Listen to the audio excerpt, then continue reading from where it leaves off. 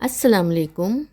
تو آج آپ جس مسجد کی زیارت کر رہے ہیں اس مسجد کا نام ہے مسجد قبلہ تین، اور یہ مسجد مدینہ شریف میں موجود ہے، اور اس مسجد میں ہی قبلے کی تبدیلی ہوئی تھی۔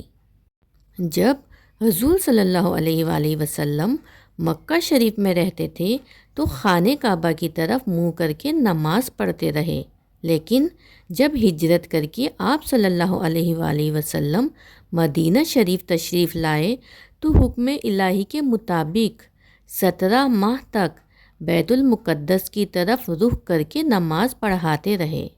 مسجد نبوی کی تعمیر بھی بیت المقدس کے رخ پر ہوئی، لیکن آپ صلی اللہ علیہ وآلہ وسلم کی دلی خواہش تھی کہ بیت اللہ شریف کو مسلمانوں کا قبلہ قرار دیا جائے۔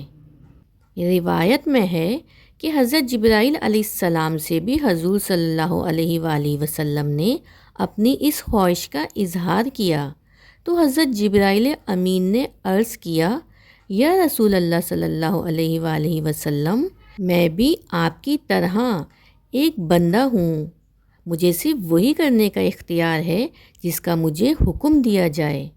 آپ اللہ تعالیٰ سے دعا کریں۔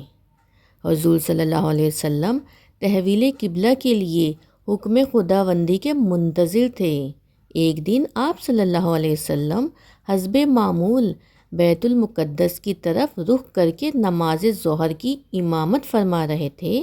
جب 2 رکعتیں مکمل ہوئیں تو حضرت جبرائیل امین حاضر ہوئے اور اشارہ کیا کہ باقی کی نماز کعبہ شریف کی طرف منہ کر کے ادا کی جائے۔ حضور صلی اللہ علیہ وآلہ وسلم نے نماز کے دوران ہی اپنا رخ کعبہ شریف کی طرف پھیر لیا۔